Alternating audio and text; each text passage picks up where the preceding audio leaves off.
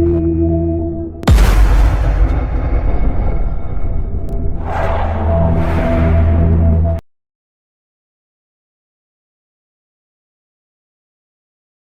the same as I did last week, the uh, Group A are going to have to see this video when I've posted this one sometime tomorrow, probably at this rate, you know. But essentially, as I described it, I thought last Monday night would have been the as I said, the final video, and I was going to repeat the same tonight. But no, I decided I was going to add a bit more material for you, more of a information sharing video rather than new material. And as I said, rather than the original farewell concert, this is like the final tour of the final tour by some has-been rock group, as I described it. But it's the yeah, it's some insights, and I also uploaded some material onto your Moodle page down at the very bottom below Sung Soo's documents. I think I have 2021 additional reading material, and basically there's some reports, a couple of them I've alluded to, or parts of I've included for tonight. So let me get down to our presentation spot.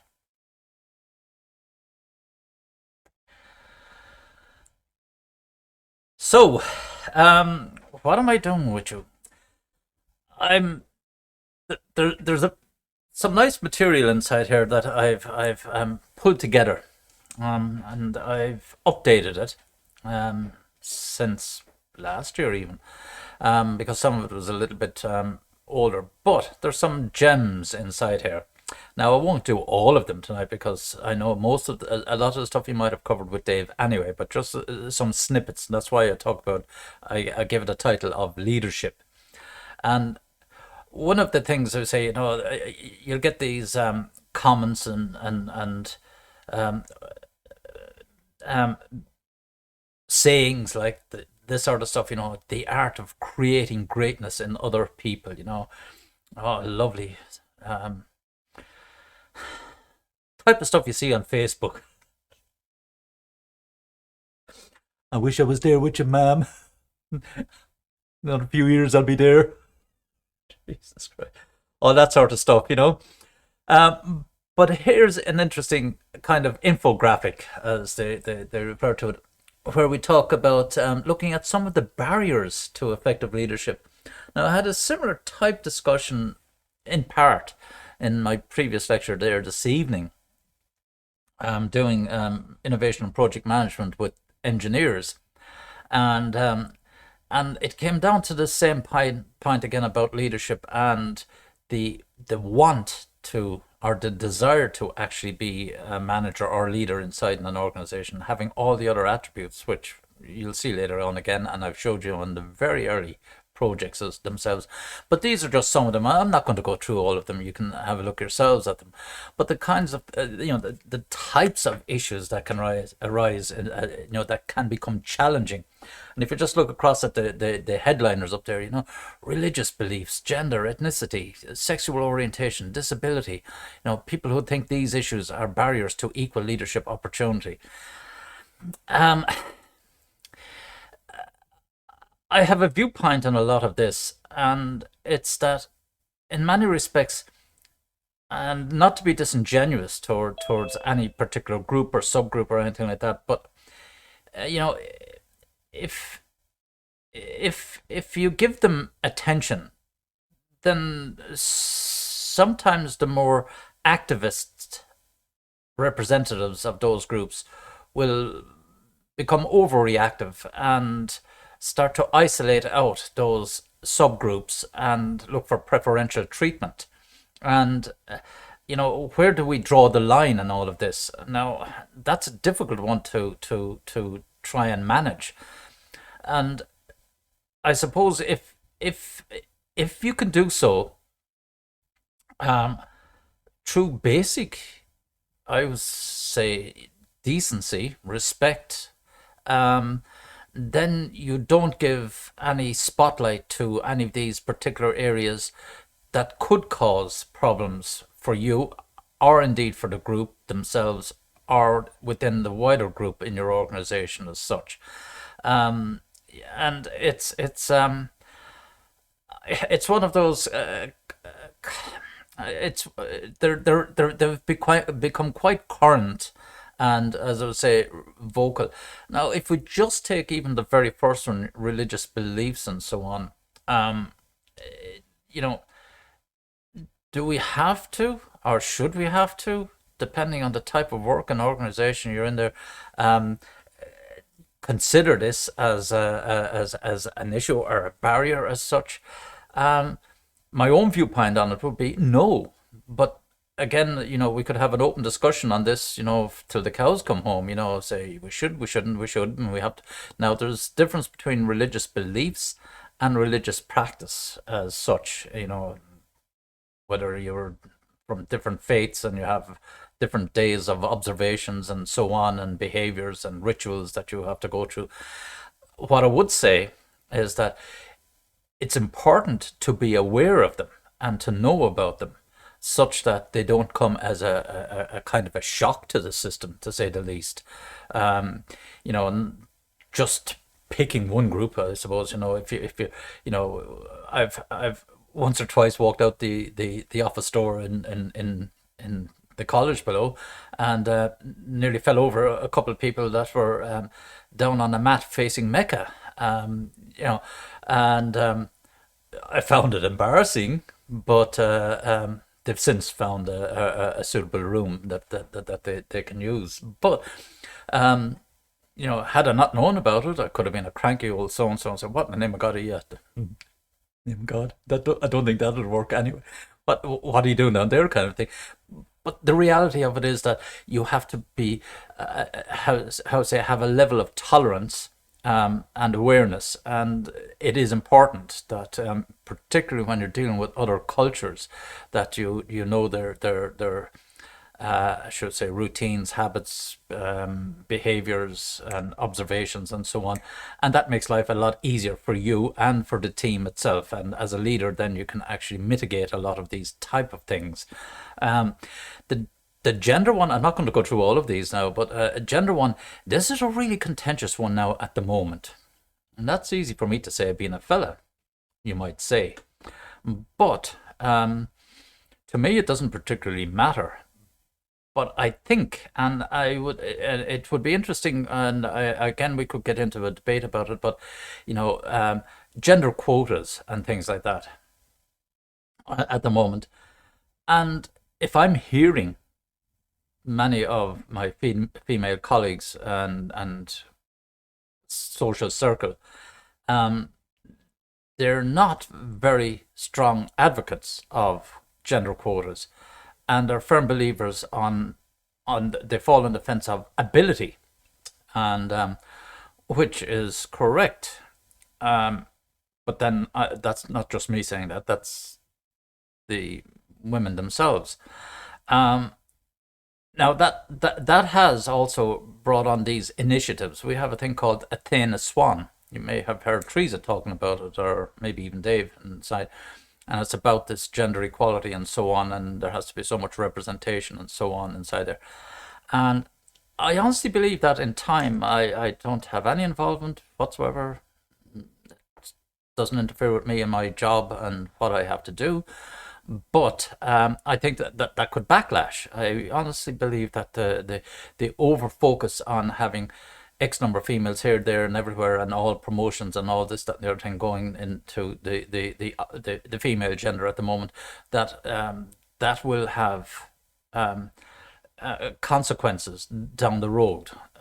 What they actually are, I couldn't honestly say, but even amongst the females themselves, they would say, "Well, you got that job because it was part of the quota. You're not particularly capable." Fellas will do that, all right. So and so is a useless so and so, and he only got that job because he knew so and so, and all this sort of stuff. But that's now creeping in as another issue.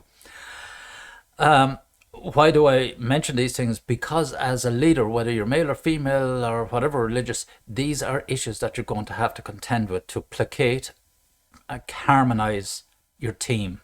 And it just increases the more of these entities and issues and variables that come to play in your work environment, the more you'll have to contend with as a leader and or a manager, whichever the case may be. So it goes on, goes on and looks at all of those types of issues there as well. Aaron Trump's which channels have the greatest impact in terms of leadership, communication, and so on. But it's interesting. It's interesting to see where it goes. Now, again, this is just another one of those representations of the issues. And now it's a slightly shorter version, but you can see that the same issues are coming up. Ethics, your emotional intelligence, your empathy, your own motivation, and of course the drive. Do you want to do this? Do you have the stamina, and so on? So, interesting one here is learning orientation, and that kind of borrows from the technical knowledge of the job that you're doing, but it's slightly broader insofar as that not only are you technically able to do the job, but you're also developing the soft skills to be an effective leader in your organization or with your team or department or whatever. So again, that will bring in all the aforementioned issues that are current in the work environment and have grown over the last, in particular, the last 10 years or so, how they've become more prominent and how you're actually handling those and how you are developed to be able to handle such a wide range of how to say issues above and beyond just coming on and doing the job and doing a technical job, because that will influence your drive, because when you see all these other permutations, issues, challenges above and beyond just leading the team to deliver a product or a service, when all of these other layers of complexity are added in, that can really have a negative impact, possibly a negative impact on your drive.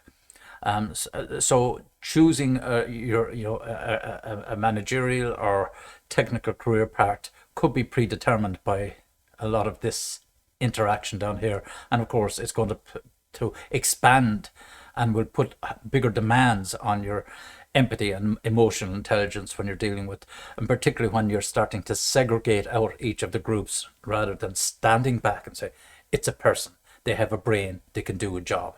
End of. Once you start to layer all these other things on top of it, then you're increasing the complexities of the interactions. Okay?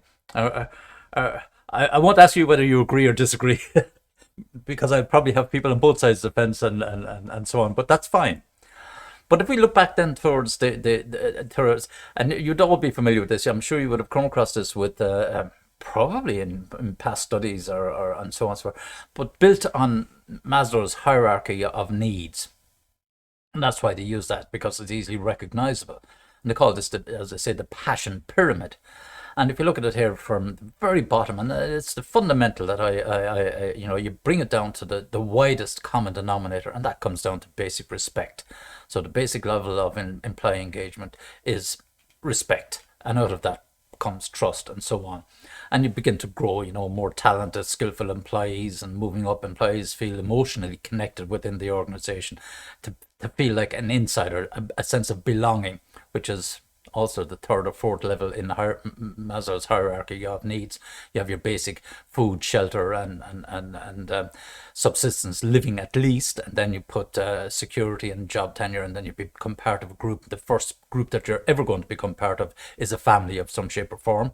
And then you move out into your wider social circles. But in any case, it's that sense of belonging that we all, thrive on, to say the least. And then doing meaningful work.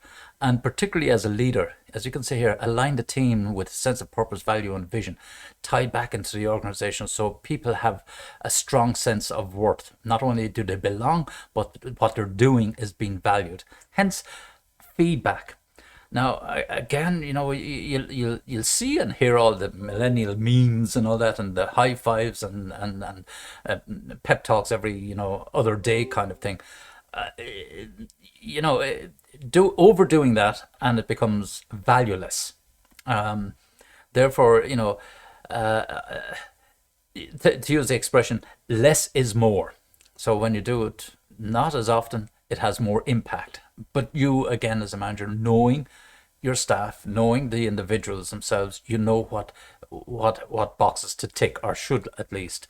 And then when you get up to this level up here, as I often refer to them as the A team. In this case, it's just coincidental that the A is over the team here, but belonging to a winning team. If passionate, these are I always get this, the S4s. These are the people that you can trust to go off and do the job, do it to their maximum ability, can often be highly innovative, and it's just, you don't tell them what to do, they'll do it, and you can trust that they will deliver on time, blah blah blah blah. So, and these are these high performance teams. It kind of ties back to what, as we say, orchestrated team performance. That's why I use that on the day down in Athlone. It was, we talked about that kind of scenario, the orchestrated team performance, and that's where you're striving to be. Now, oftentimes, you, like Maslow's hierarchy of needs, you'll be rotating in and out of here. You won't go up there and stay there. That you could be up there in the middle of a particular project or task, or and then drop back down here or into the middle of this part here. When you have some new people coming into the group, you have to make them feel wanted and become part of the team itself. You have the old vanguard, and you have to try and match off the newer, inexperienced people with them. So you start to develop this back up again, because you might be challenging them a little bit more, and the more experienced people might find that the work isn't as meaningful as they would like. Therefore, how do we match this off? Again, it's looking at the constant dynamics, and it's all the time changing. So these will move. You'll move around in those. We would hope you wouldn't be going back down to these levels once you're in a functional team and people are coming and going within the team itself. I won't go through all of this, but it's just another, graphic as such of leadership. And as you can see, it's a requirement that you have levels of integrity, courage, making decisions, looking for alternative solutions, looking for unexplored paths, as they say here. I know, embracing success and failure equally, if definitely equally. I wouldn't say either one is more important than the other. And being transparent, being open, and hence building the trust within your group and with you. So what I looked at here, last year I had this information up to 2015, so I did a bit more digging and this is from the World Economic Forum, and it just showed what I wanted to see was the movement of these top 10, I should say, skills that would be required, over the next few years. And we saw back in 2015, complex problem solving, and so on, people management, critical thinking, and all this sort of stuff down along here. Creativity was down towards the bottom here in 2015. No surprises, complex problem solving still remained up there in 2020, but critical thinking jumped up, and then creativity went from the bottom right up to in 2020. And then people management comes in at number 4, dropped from number 1. Or number 3, and so on. Emotional intelligence for the first time becomes a skill, as they identify it, at number 6. Now look forward to into 2025. What are they looking at? Critical thinking or analytical thinking and innovation, active learning and learning strategies, complex problem solving, critical thinking and analysis, kind of one the same thing as number 1, has dropped to number 4. Creativity, leadership, and social influence. Now that is the emotional intelligence, so it's still hanging in there at number 6 when we talk about the leadership. So they're looking at the broader soft skills of leadership and social influence. That is your empathy, your emotional intelligence, as you would have in a leadership role. Okay, so it's quite interesting to see how these, and then technology use, technology design, and programming, to not to frighten you. Resilience, stress tolerance, and flexibility. And it's the first time we begin to see these kind of things, stress tolerance, coming in here, and resilience as being a skill, which most of us, certainly of my generation, we would take that as a, you know, de facto, inbuilt, innate abilities as such, that we pick ourselves up and dust ourselves off. But now we have to look at it in a little bit more structured. And how do we build our resilience?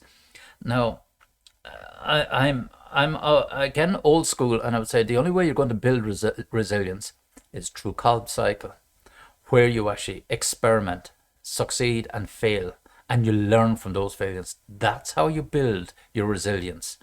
I mean, a lot of other people go off on mental well-being and all this sort of stuff. And what did I see this morning? Thursday meditation mornings and all that sort of stuff. I'm not a subscriber, not a supporter of that approach. I think it's too far outer limit type stuff. Only my opinion. I think we need to be far more practical about how we build these skills or abilities. And as I said, you take your this is how we learn to be resilient in many, if not all, situations. Some will put far more pressure onto our resilience abilities than others. Sometimes our patience can be tried quite a bit, and therefore, how do we actually resolve this within ourselves and come back and not be biased or influenced by some of these previous pressures and so on, to be able to come back and look at things from a fresher perspective. And by doing that, it will inevitably lower or improve our stress tolerances, by lowering our stress levels. And when we have that, when we, to use one of my other favorite words, to unshackle that stressful, or those stressful type situations, building our resilience, increasing tolerance for stress tolerances, it gives us a clearer sense of perspective, which allows us to be more flexible in both our thinking and our actions inside an organization, particularly as a leader. And then, of course, you have the reasoning, problem solving, and ideation. And that's borrowed directly from these concepts of design thinking. And I think I think I might have given you a lecture brief on that, on the concept of design thinking. Can't remember. I've done it a few times in different locations. But anyway, a design thinking methodology, again, is a stepped process that helps us come up with solutions for new products and services, design new courses, new training. It's a methodology that can be applied for anything. Marketing people use it as well, for example. So it's a very powerful technique to develop and solve problems. And this ideation is literally how we think about it, which kind of goes into this looking at things from multiple perspectives. Again, that's the ideation, and we come up with potential solutions that we trial and test and so on. Again, it's a graduated process. Therefore, if we have to backtrack, we only backtrack a small bit, and rather than go back to the very beginning every time something goes wrong. We just take it in a small gradual. It's a business approach to agile thinking, or a pragmatic approach to it. And then again, in the skills for 2030, according to one of these documents we're looking at, in the general context, they look at 3 different types of skills: cognitive and metacognitive skills, which include critical thinking, creative thinking, learning to learn, and self-regulation. The self-regulation, again, goes beyond a little bit. It goes beyond the self-awareness, but how we actually respond in particular situations or scenarios, and the context in which we find ourselves, and how we kind of control ourselves. Sometimes we don't want to give off too many signals, or we don't want to become overreactive, and we need to be somewhat in control of ourselves to enable others to be less stressed and more in control of themselves. So it's the, should I say, the non-verbal version of empathy and emotional intelligence. Just by our actions and our our physical presence, we can have a calming effect. It's an analogous to, if somebody is sitting in a seat and they're hopping from side to side and are twitching or clicking fingers and things, they're agitated. That's a more pronounced version of it. Whereas, if you're sitting too back and laid back in a chair or whatever, it's can be interpreted as lack of interest and so on and so forth. But how you're actually gauging and regulating your mannerisms, your behaviors, your non-verbal communications, that can regulate how it impacts other people. But and again, this key point here, learning to learn. You've done your learning styles. Uh, this is fundamentally the amalgam of your learning styles and your continued professional development, and the pace at which you continue to learn, and the diversity of the stuff that you learn that can contribute to not only yourself but also to your organization or your team or whatever the case may be. Social and emotional skills include empathy, self-efficacy, getting the right results, expecting the best from yourself, responsibility, taking control of your actions, which I think is becoming a challenge for many younger employees, taking responsibility for actions and so on. And there tends to be a little bit more of an avoidance, and also the ability to collaborate. Again, collaboration, you could argue that social media platforms are destroying collaborations, insofar as that people are becoming more isolated, none less so than in the last 12, 15, 18 months as such.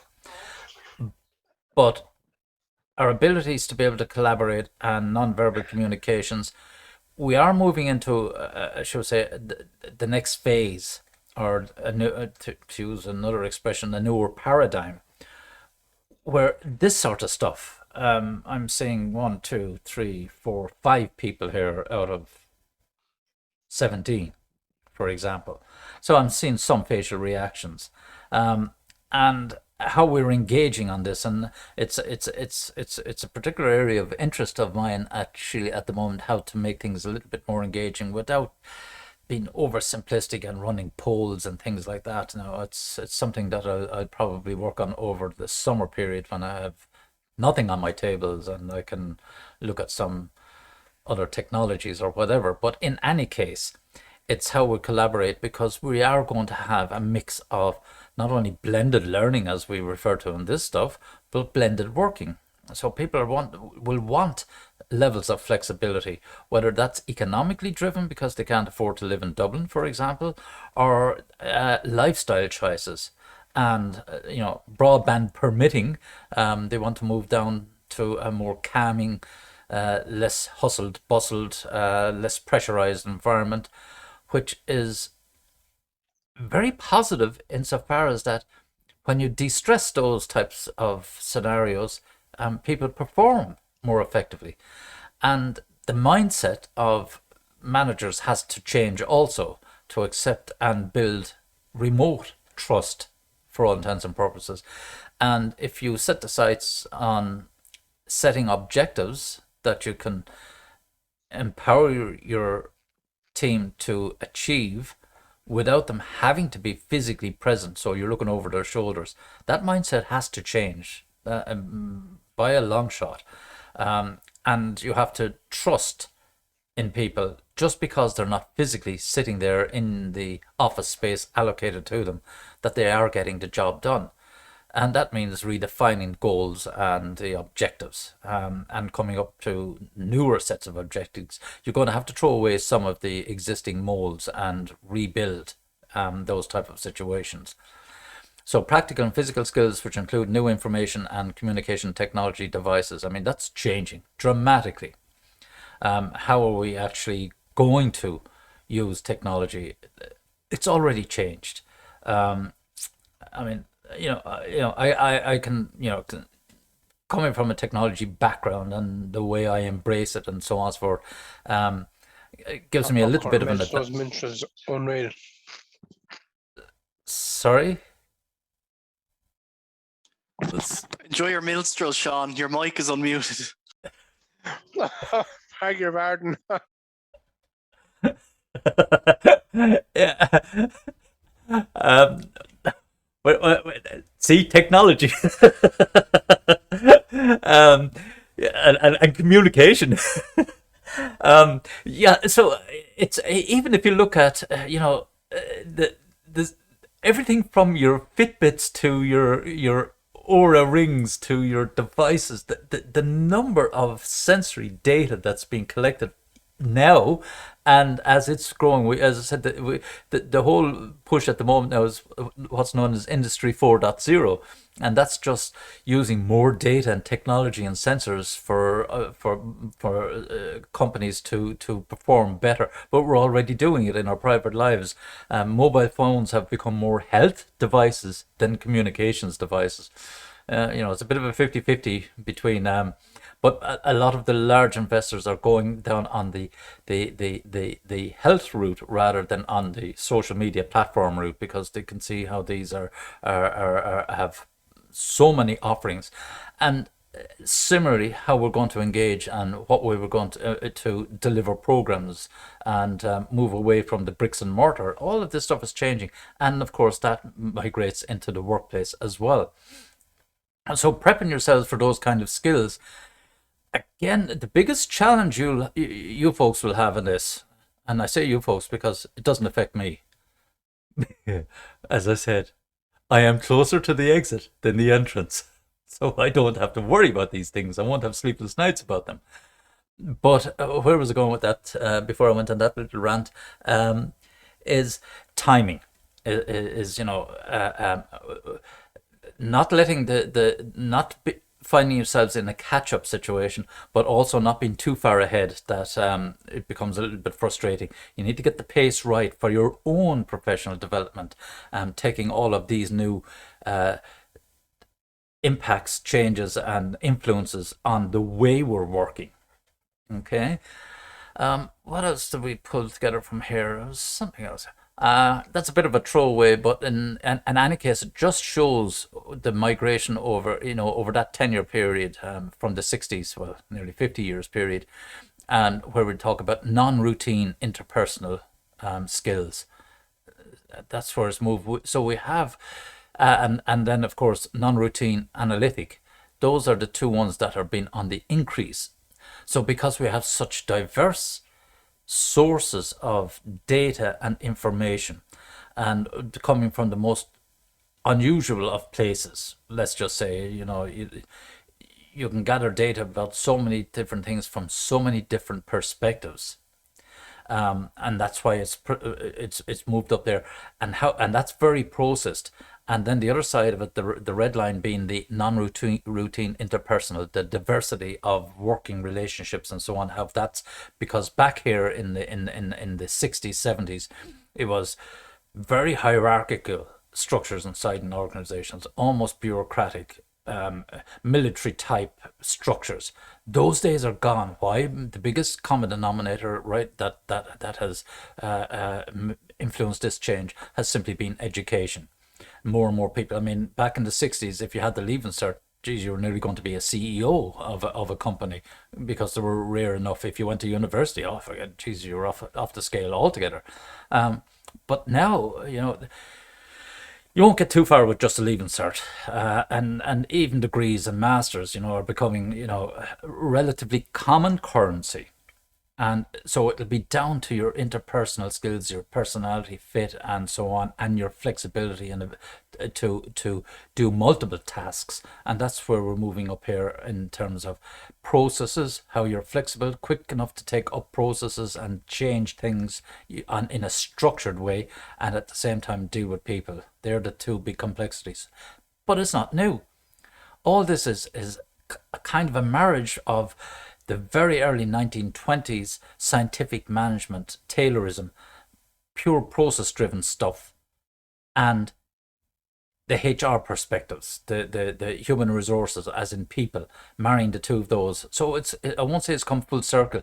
It diverged and now it's converged again, but far more complex than in the old simple do as I say and follow this process type of situation, which was kind of stable through the 50s and post-war 50s, 60s, and into 70s, and then as you begin to see it, non-routine manual work started to decline.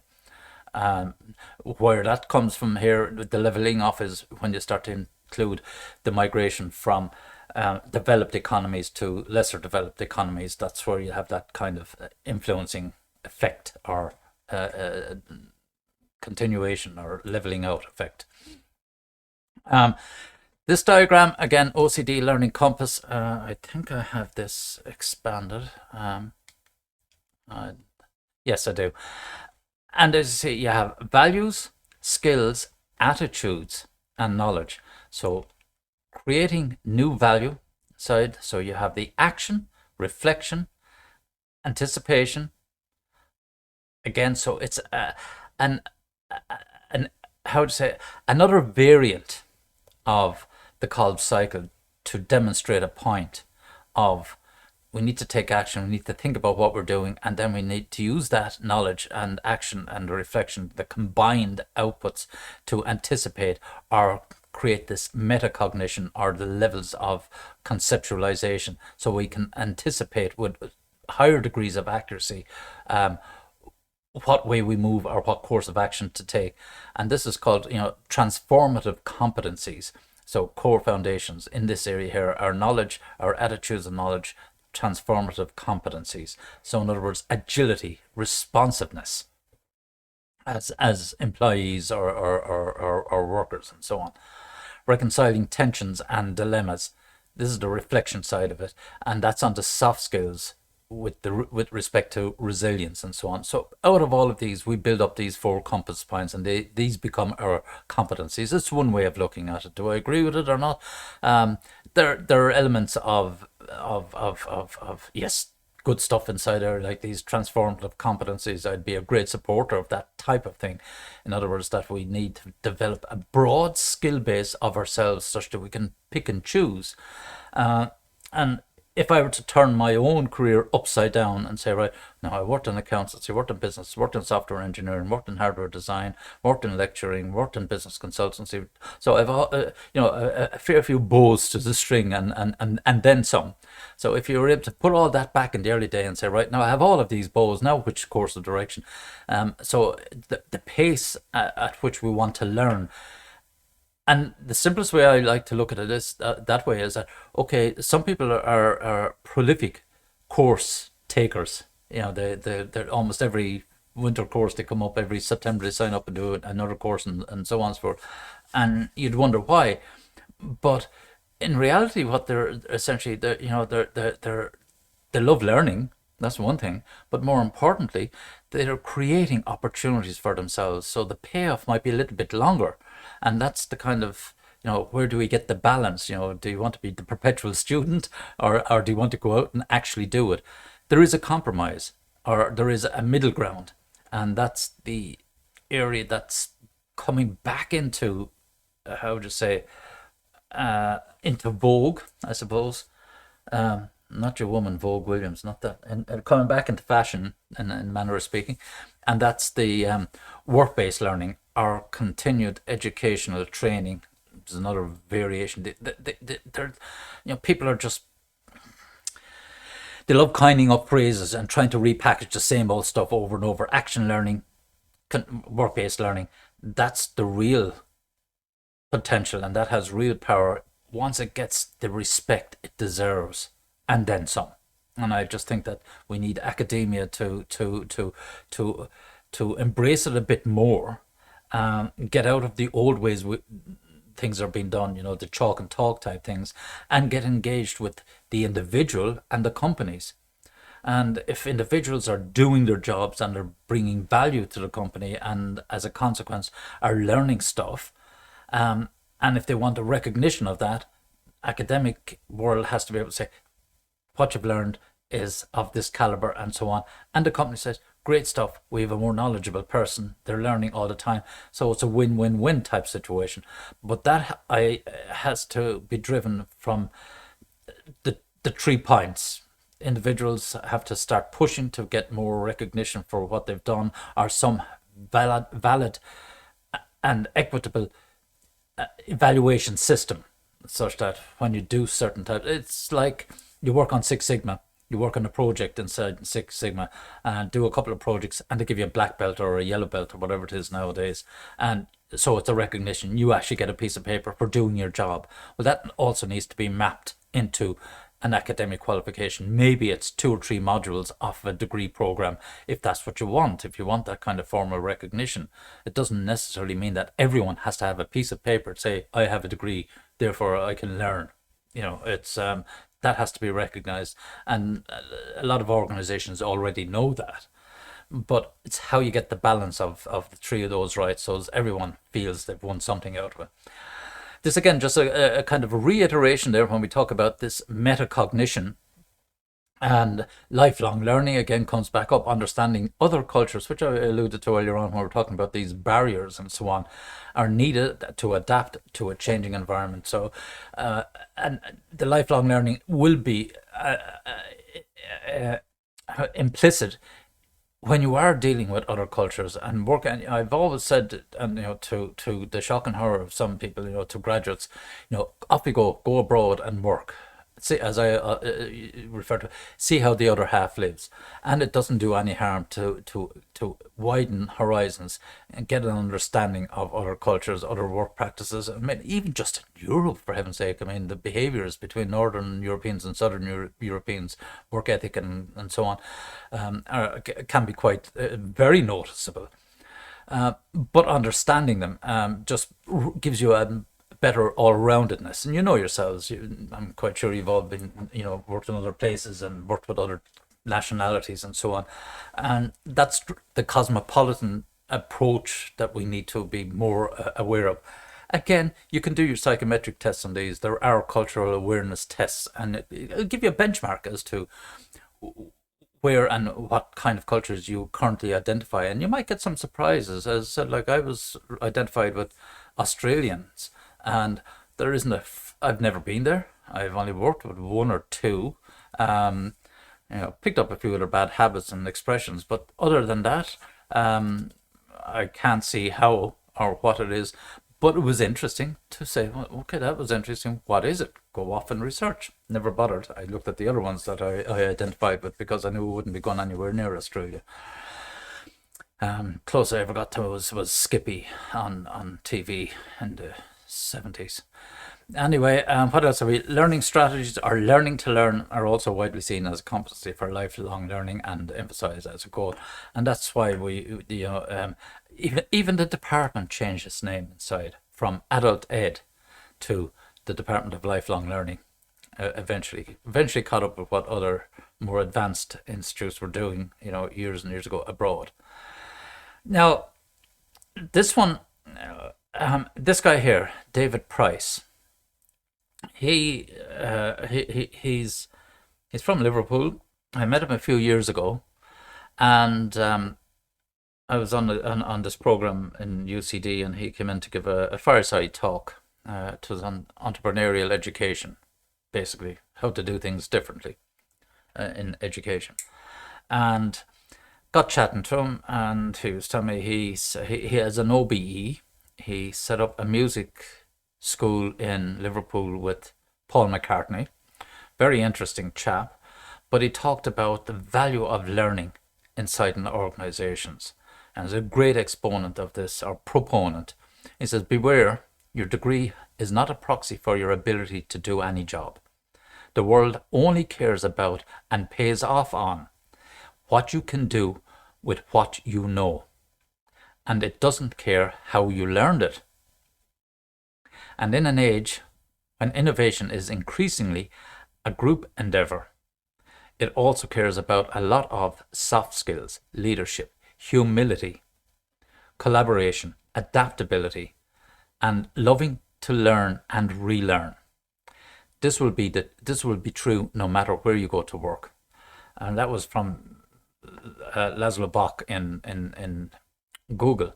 But it's a very he used this in a presentation subsequently. But I got to know him through a number of conversations subsequently, because I was fascinated with, again, because I'd been working in this area in work-based learning, and long before it was even contemplated here in Ireland, and blah blah blah blah. And he put me in touch with a couple of Australians, and we started looking at you've probably heard these words, andragogy and pedagogy, being bandied around. Well, for a number of years, there's been this other one, heutagogy or heutagogy, however you want to pronounce it, which is precisely this type of stuff where it's your determined learning. So the learner's determined learning. What do I? And of course, we've talked about this over the last number of weeks. Knowing what we don't know. How do we first reconcile that, going back and finding out what we don't know about stuff, and then we set our objective to go and learn stuff. I'm sitting in his way now, this David Price down there. It's not a great photograph. It's a bit blurred. But that idea of taking the what you don't know and filling the gaps, taking responsibility, not feeling embarrassed about it and say, I honestly don't know this, I only know so much, my depth isn't deep enough. Now, and this is, I think now I'll show you this thing if I can find it here. I came across this today. One of the great challenges in this world is knowing enough about a subject to think you're right, but not enough about the subject to know you're wrong. Teach you how to think. The goal here is to train your mind how to see the world differently, how to question what others say. I've come to realize that there are three categories of truth: personal truth, political truths, and the objective truths that shape our understanding of the universe. The interesting thing about an objective truth is that it's true no matter what. Imagine that. By the time we're done, you will be equipped with some of the methods and tools so you can turn data into information, information into knowledge, knowledge into wisdom. We all have susceptibility to bias. Search engines on the internet are the epitome of confirmation bias. And you're going to use that as evidence that you are correct? No. The good thing about science is that it's true whether or not you believe in it. What does it mean to be skeptical? What does it mean to be convinced by data? A proper skeptic questions what they're unsure of, but recognizes when valid evidence is presented to change their mind. I will equip you to not only find objective truths, but then communicate to others how to get there. It's not good enough to be right. You also have to be effective. The less connected you are to what is objectively true, the less likely you will be able to make decisions that will benefit your life, the life of your family, and even civilization itself. I'm Neil deGrasse Tyson, and this is my masterclass.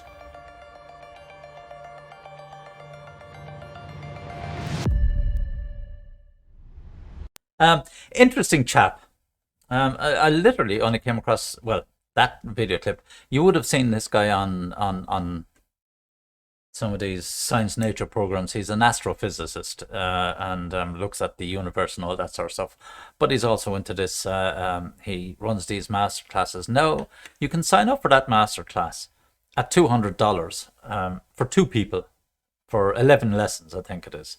Just look what you got from me for nothing. But it's just, and when I saw his presentation, I said, wow, if my lectures could only be that engaging. But then again, he only does 2 minutes. He doesn't try to do an hour and a half. So, but it is, yeah, but it's the points he was making inside there, that we reference all the key points we're talking about, the tools some of them you've been introduced to, over the course of the last number of weeks. And so on. Just let me keep going with this now, because how are we doing time-wise? Oh, wow. So no need to think of blah blah blah. Get outside the box on this. Now, I'm going to be winding down these slides because the rest of you, as I flash through them, you'll recognize them. And it says, opinion is really the lowest form of human knowledge. And how many times have I said, in my opinion? It requires no accountability, no understanding. The highest form of knowledge is empathy, for it requires us to suspend our egos and live in another's world. It requires profound purpose larger than the self kind of understanding. And this is kind of Bill Bullard. But it's very true. And this is one of the key points we've been bringing out over and over: empathy and emotional intelligence. You can look at that diagram yourself as a kind of roadmap through different states that you might, and it's borrowing from the London Underground and the different, just to by way of reference, identity and well-being. So you have digital footprint, your online identity, social networks, security, safety, privacy, reputation, ethics, data protection, and so on. That route brings you up to, so when you have all these all these boxes, and similarly, where we have teach and learn, so presentation tools, virtual learning environments, and so on, project management, mind mapping, all the different techniques that they show you. So it's useful from that perspective, the things you can and can't do. Now, what is leadership? Not even going to go there. You've seen this already before, and I've even talked about these two things in the very first presentation, and they're coming back up again. And as I mentioned, Warren Bennis and his doing things right, overmanaged and underled type thing. The 3 M's, just to reinforce those points that we talked about in previous lectures. Leadership and leadership substitutes. Quite sure Dave would have covered those for you with the traits, and brings us all the ways back to our starting diagram of 12, 13, nearly 14 weeks ago. And as we focused on these areas down around here as the key areas for this reflective practice in the workplace. And once you've pulled all of this together, and this was something I scanned in, and I said, what matters most is how you see yourself. And I actually have that. It's a ceramic type tile thing that I have. It's actually above up in my attic workspace, and it just says a whole lot. And it's how we see ourselves, how we want to understand and feel our comfort zones, and so on. So as I said, I flew through those because I know you would have covered most of those things already.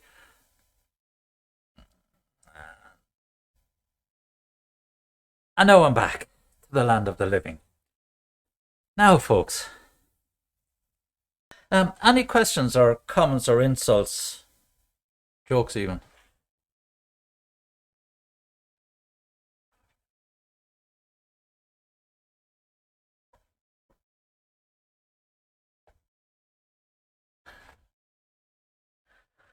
I have this a couple of years ago. It's a thinking hat. This is the first time I've ever...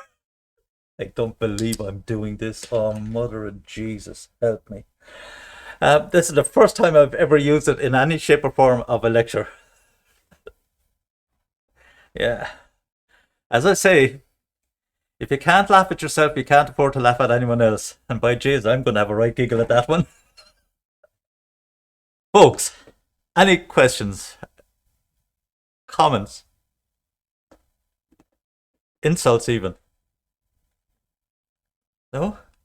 I said this to someone the other night. Well, on that note, folks, this is the last of it. I won't be meeting you next week. You won't have any need for me. It's reading week anyway. I'm not sure if you have lectures anyway, but I'm done and dusted, so I'm sure you have enough assignments to be doing anyway at this stage, And listen, again, it's been a pleasure. I hope you've enjoyed it. All this is recorded. I'll just do a small bit of editing, throw it up. I'll even leave the bloody hat in. Group A will be wondering what the hell is he at. But anyway, so that's it, folks. And I don't know if I'll be seeing you again. I'll definitely be seeing you for graduation. I have positive outcomes. Okie dokie, folks. Listen, been a pleasure, and I hope you've enjoyed it, and I hope you've taken away a few bits and pieces of it that you most certainly can use for yourselves, in your respective careers. Thanks, Mark. Okay, Thanks very okay. much, Mark. Cheerio, folks. Bye. God bless. Bye bye. All the Bye best, bye. Mark. Cheers. Thanks, Mark. Fair play. You're welcome.